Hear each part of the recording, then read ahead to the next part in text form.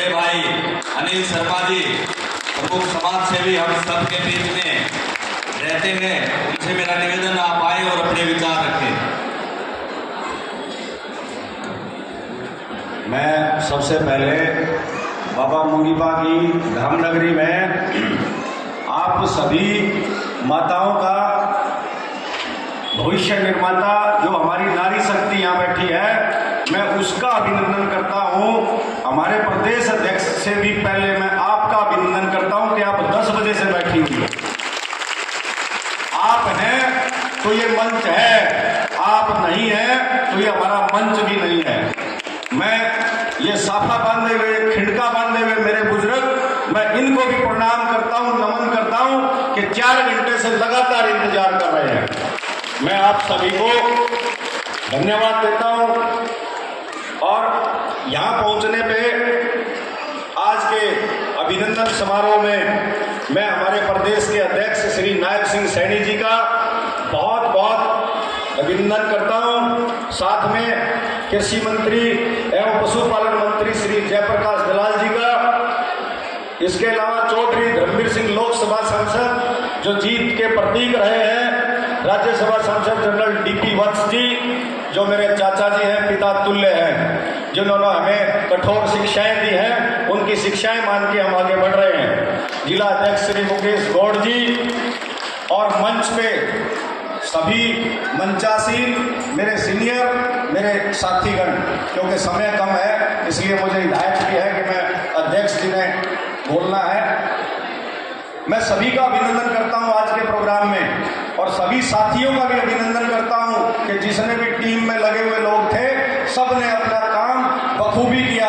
मैं पत्रकार साथियों का भी अभिनंदन करता हूं कि आप भी काफी समय से बैठे हुए हैं। मैं आपको कुछ शब्दों में बताना चाहता हूं कि देखो, बाकी तो अध्यक्ष जी बताएंगे, मोदी जी की जो नीतियां हैं, भारतीय जनता पार्टी की जो नीतियां हैं, वो सवेरे उठ जाओ और गिनने लग जाओ।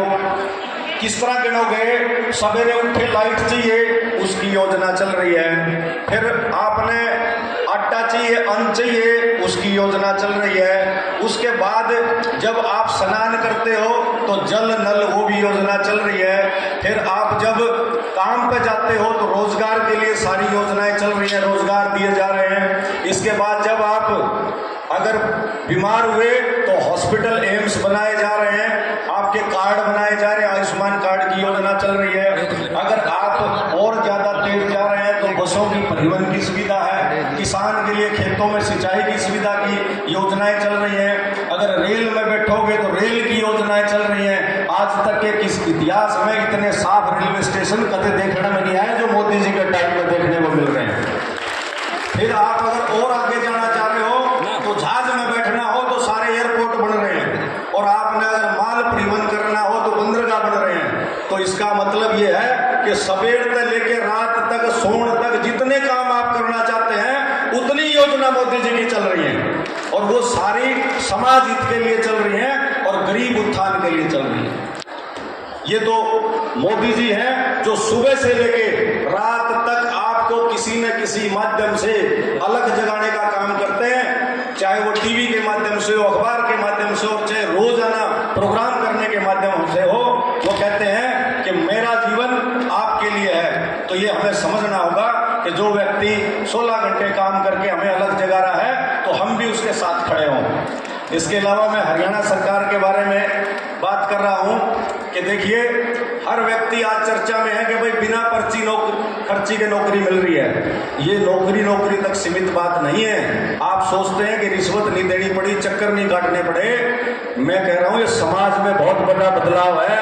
वो बदलाव कैसे है? मनोहर लाल खट्टर जी की सरकार ने ये बदलाव इस तरह लाया कि पहले राजनीति में ये कहते थे कि भाई राजनीतिक आदमियां ने जो पहले पूर्व की सरकारें थी उनको शक्ल दिखाओ, आप इंस्पेक्टर लग जाओगे। और आज क्या कहते हैं कि ना भाई, पढ़ाई करो तब जाके नौकरी मिलेगी, क्योंकि नौकरी कंप्यूटर लावा है, आदमी नहीं लांदा। आदमी भाई भतीजावाद कर सके, कंप्यूटर जानता है कौन किस जाति का है, किस धर्म का है, किस तरह से है। तो आज क्या बदलाव आया कि हर व्यक्ति, माँ बाप ये कहने लग गया बेटा पढ़ना पड़ेगा, और अगर पढ़ाई करोगे तो शिक्षित समाज विकसित भारत का निर्माण करेगा।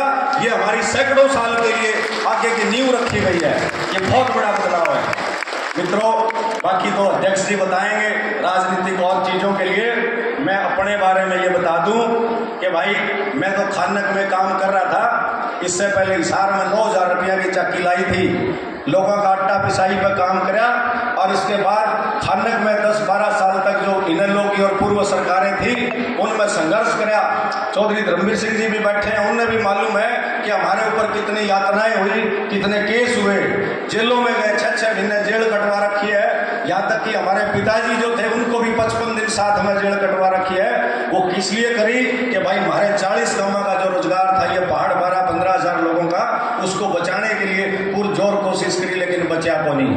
उसके बाद जब रोजगार नहीं रहे, साथियों में छत्तीसगढ़ चला गया। आपके आशीर्वाद से माँ लक्ष्मी ने हाथ पकड़ा, वहां सफल बिजनेसमैन रहा और एक बेहतर किसान। 500 एकड़ में खेती करता हूं और साथ में 300 गिर गाय पाल रहा हूं। उसी के गोबर गौमूत्र से उस फार्म को, उस खेती को ऑर्गेनिक कर रहा हूं। जहर मुक्त खेती, जीरो बजट खेती पे काम कर रहा हूं। लेकिन ये तो मैंने मेरे लिए की, मेरा स्वार्थ था इसमें, मेरे बच्चों का स्वार्थ था, मेरे पेट का स्वार्थ था। बात तब आती है कि जब आप अपना सब कुछ कर लेते हो तो समाज के लिए क्या करते हो। तो उस समाज के करने के लिए मैंने सबसे बड़ा स्कूल अगर कोई देखा है, भारतीय जनता पार्टी है, जो शिक्षा भी देवे और समाज की सेवा की सबसे बड़ी संस्थान को है तो भारतीय जनता पार्टी है।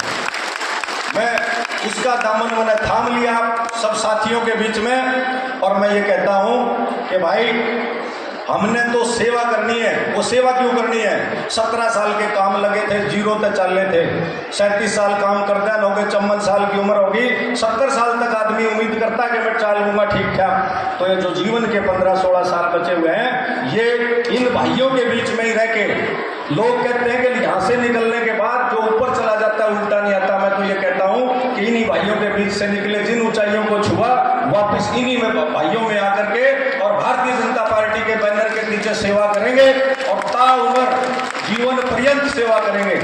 इसके बाद अंत में एक बात कहना चाहता हूँ, कई साथी यूँ कहते हैं कि भाई यो भी राजनीति में आया तो केवल टिकटार्थी होगा। भाइयों अच्छा स्कूल है भारतीय जनता पार्टी, जो स्कूल बढ़िया होगा और स्टूडेंट बहुत होंगे, ये अच्छी बात है।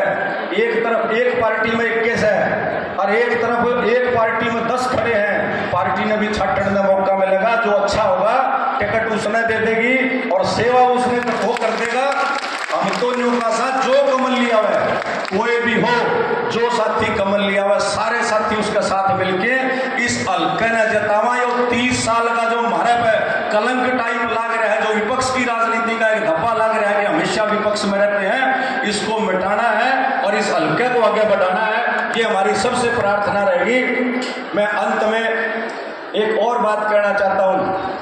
मैं हर जगह कहता हूँ कि हर आदमी का अपना अपना एक एंगल है सोच का। मेरी सोच का एंगल ये है कि साथियों, ये सेवा में क्यों आया, काम छोड़ के क्यों सेवा में आया। मैं सेवा में इसलिए आया कि हमारे बुजुर्ग सिखाते थे कि भाई जिसके दाग पे जब वो इस दुनिया से जावे, जिसके दाग पे घड़े मानस आवे और जिसका हुक्का पानी और जिसका करनी चाले, वो भगवान हो जाए। मेरे दिमाग में बचपन से यहाँ बैठ रही है, तो मैं इस सेवा में इसलिए लगाऊं कि जब मेरा इस धरती पर जाने का नंबर आवे, क्योंकि सब ने जाना है, किसी ने 100 साल में, किसी ने 90 में, किसी ने 80 में, किसी ने 85 में। जब मेरा जाने का नंबर आवे, जब बाकी बचे हुए साथी जो दुनिया में होंगे वो न्यू कहें कि भाई इस आदमी का जब रोटी कपड़ा और मकान का प्रबंध हो गया था, उसके बाद समाज सेवा में पूरा जीवन लगा दिया। बस इतना सा स्वार्थ है, इसके अलावा कोई स्वार्थ नहीं। मैं आपका पुनः धन्यवाद करता हूं कि आपने 4 घंटे इतने लंबे समय तक यहाँ बैठ के सुना। और मैं एक वचन आपको और देता हूं कि हम आपके बीच में हमेशा रहेंगे। जिस परिस्थिति में होंगे उसी परिस्थिति में आपके साथ खड़े होंगे। धन्यवाद। जय भारत, जय हिंद। धन्यवाद अनिल जी। अब मैं इस कड़ी में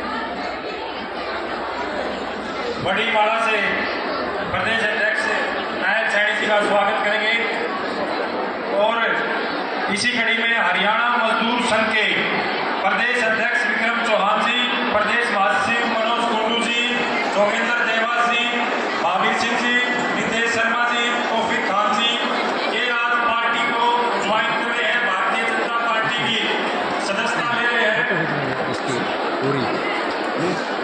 तालियों के साथ स्वागत कीजिए माननीय प्रदेश अध्यक्ष नायब सिंह सैनी जी का। और मेरी हरियाणा मजदूर संघ के प्रदेश अध्यक्ष और महासचिव उपाध्यक्ष से निवेदन है कि वो यहाँ पर स्टेज पर आए। बहन जी बैठ जाओ, घर पे इतना साथ दिया है बहन जी, आप बैठ जाओ 15 मिनट और अध्यक्ष जी हैं, हमारे लिए मान सम्मान की बात है, बैठ जाओ आप 15 मिनट और। हमें पता है 4 घंटे से आप प्रदेश अध्यक्ष जी नायक जी अपने विचार रखेंगे। सभी साथी बैठ जाए। भारत माता की, भारत माता की। सुबह 10 बजे से आप लोग बैठे हैं,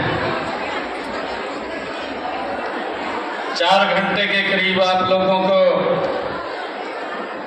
बैठे हुए हैं। मैं सही समय के ऊपर था, परंतु